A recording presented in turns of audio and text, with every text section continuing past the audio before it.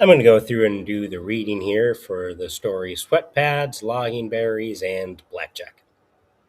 I'm going to do the yellow text going through. There's some additional here in the black and some images. I am not going to be reading that. I'm just going through our yellow text, the story. Lumberjacks in the 1800s worked hard and fast to fell trees in order to build America's cities. The hungry jacks counted on logging camp cooks to keep them well fed with stacks of sweat pads, buckets of logging berries, and pots of blackjack. That's strange. I wouldn't want to eat any of that. Dan Bell was born on a farm in Ramsey County in 1876. He worked in the North Woods for 20 years. This story imagines what life would be like for 19-year-old Dan during the winter of 1895 when he worked as a cookie or assistant cook, which was an important job in the logging camp. Dan's biography shares what it's like to work in a camp where they used 150 pounds of flour for a day's cooking. That's obscene. That's 25 pounds less than I weigh every single day. That's crazy. Back then, the United States was a bustling, and now I'm going to try to figure out how to zoom in, a bustling, growing nation of 44 states. To meet the demand for wood to build cities and towns, logging companies set up camps in Minnesota's North Woods and logged giant, old growth red and white pines. At the end of winter in the logging season, they transported the logs by railroad or river drives to the sawmills throughout the Midwest and southern Canada. October 15th. Dan reported for work at the Cross Lake Logging Company headquarters. He had taken the train from his home in Little Falls to Brainerd the previous day. Then, to save the dollar wagon fare, he walked the 12 miles from Brainerd to Cross Lake, where he signed on as a cookie at a Northwoods camp for a salary of 25 bucks a month. Let's check that out. Little Falls to Brainerd. Little Falls, MN to Brainerd. MN, but I spelled Brainerd wrong. I did. So he walked.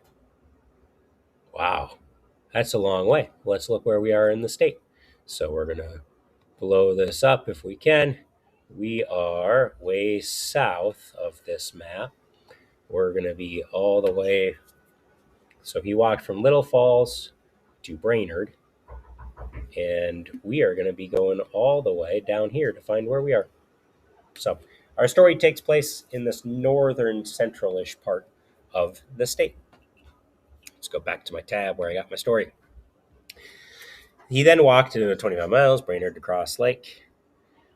Brainerd to Cross Lake. Let's find that. Brainerd to Cross Lake, MN. So he walked this part all alongside those rivers and waterways.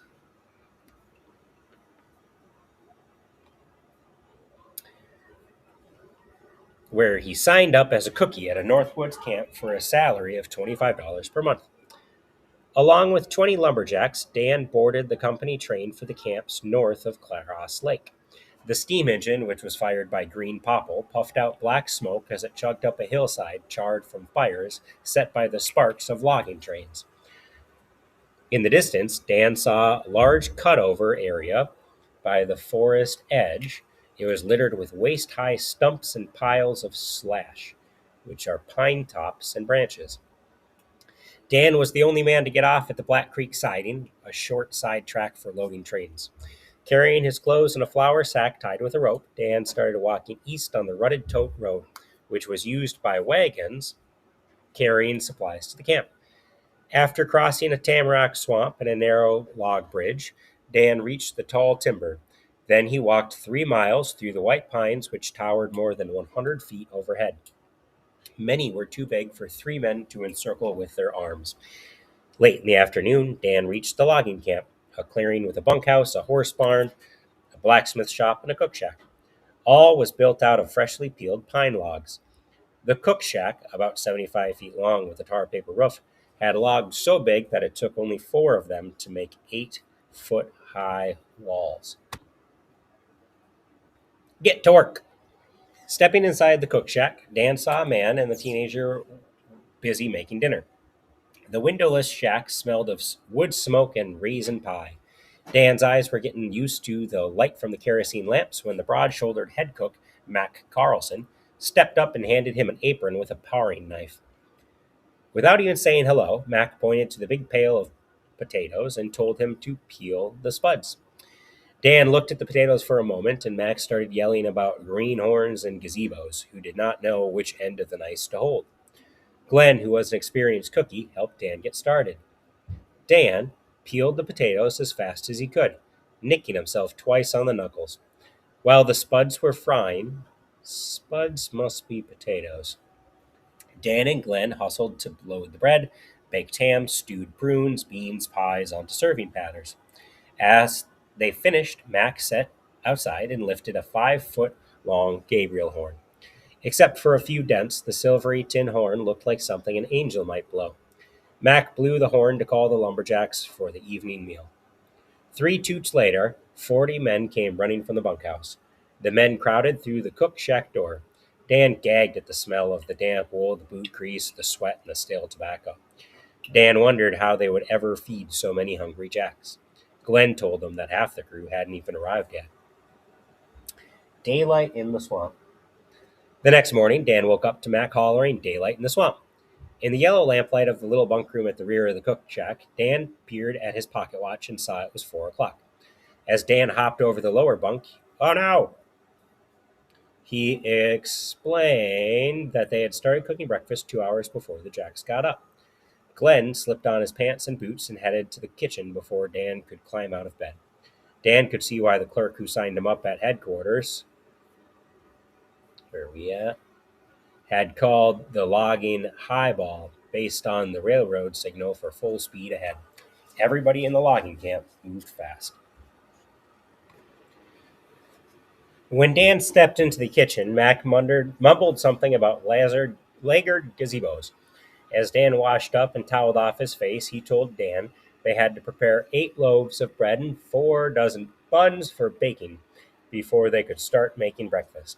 And later that morning, they'd be baking 10 pies and half a keg of molasses cookies.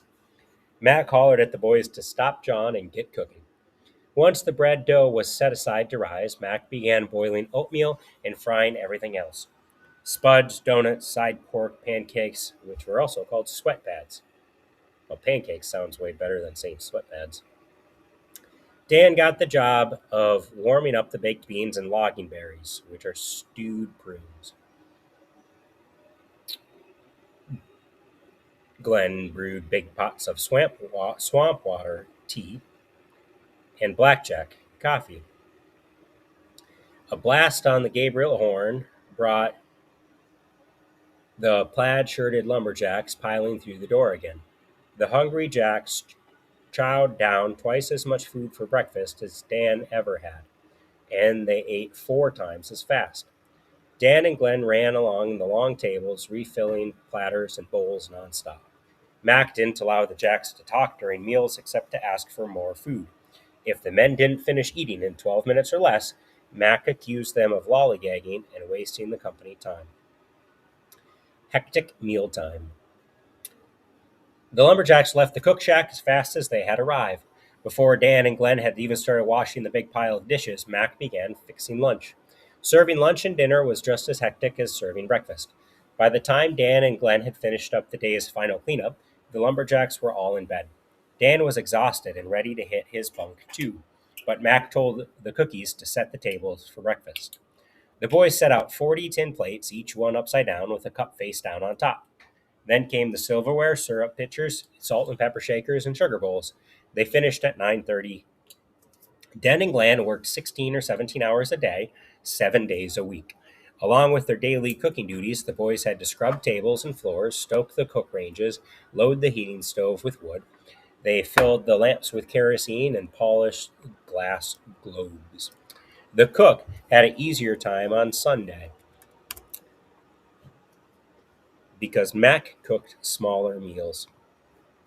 The Jacks were allowed a day of rest on Sunday, and sometimes a traveling minister called a sky pilot conducted service. But Mac made up for the lighter workload by having Dan and Glenn launder towels, aprons, dish rags, and wash tubs in the boiling up shack, where they heated the wash water on a wood stove. More jacks. In November, more lumberjacks arrived, including the pencil pusher, the camp clerk, iron burner, the blacksmith, wood butcher, the carpenter, dentist, saw filer, and, to the relief of Den and Glenn, a third cookie. The actual logging didn't begin until the saw crews signed on and started felling the pines. Along with the saw crews, teamsters known as skidders were hired to drive horses that pulled the logs from the side of the road. Once the weather turned cold, water tank crews worked day and night driving teams that pulled a rut cutter to make a double track for the sleds and a water tank to fill the ruts with ice. These ruts of ice made the loads easier to move and kept them from sliding sideways. Once the ice roads were ready to go, top loaders were hired to load the logs onto this hauling sled. Then four horse teamsters drove the giant sleds back to the railroad siding, where the logs would be loaded on rail cars and then delivered to Cross Lake. By mid December, logging was in full swing with 85 men in camp. Every single day, Dan and the cook crew had to bake 16 loaves of bread, 8 dozen buns, 20 pies, and a full keg of cookies. Swing Dingle Ride. Since the saw crews were working from 2 miles from camp, the foreman didn't want them to waste time walking back to the cook shack for their noontime meal. So Dan and Glenn took turns delivering the food on a swing dingle, a long wooden box mounted on sled runners and pulled by a horse. The box had covered compartments for a stew kettle, a bean pot, bread, pies, and dishes. Dan enjoyed driving a horse and getting out of the cook shack. Once he neared the cut, he could hear the sounds of the jacks at work. Skidders were whistling to their horses and notchers chopping out neat V's to direct the fall of each pine. Sawers worked in pairs, pulled by cross-cut saws back and forth, creating a zinging rhythm as the curls of white sawdust piled up on the roofs. The sawers yelled timber to signal the shudder and crash of a big pine, which shook the ground like an earthquake. With the winter temperatures below zero, Dan blanketed his horse and served the meal next to a big fire. The men set their saws and axes aside and ate even faster than they did back in the cook shack, because if they dawdled, their beans would freeze to their plates. The cutting and hauling continued January and February. A four-horse team typically hauled about 5,000 to 6,000 board feet, and a board foot is 1 inch by 12 inch by 12 inch, or 25 tons of wood on each load, the weight of 15 modern cars. As Dan watched the loads heading for the railroad siding, he imagined the huge pile of timber that must be building up across Lake Landing, where the logs were dumped throughout the winter. The log drive would start there next spring and continue down the Pine River to the Mississippi.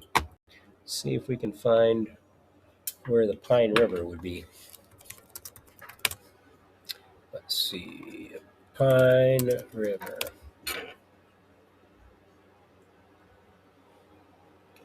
No, somewhere around here. Pine River's a city.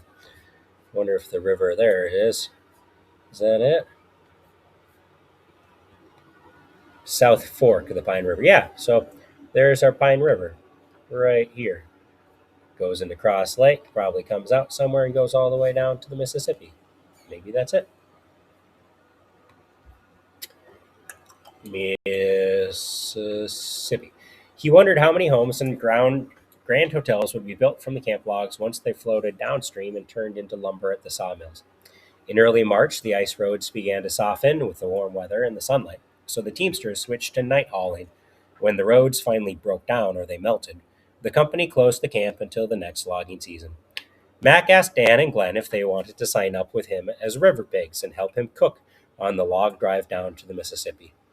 After thinking about being cooked up in a floating cook shack with crabby fellows like Mac, Dan and Glenn decided they'd rather walk 25 miles from Brainerd and catch their train back home.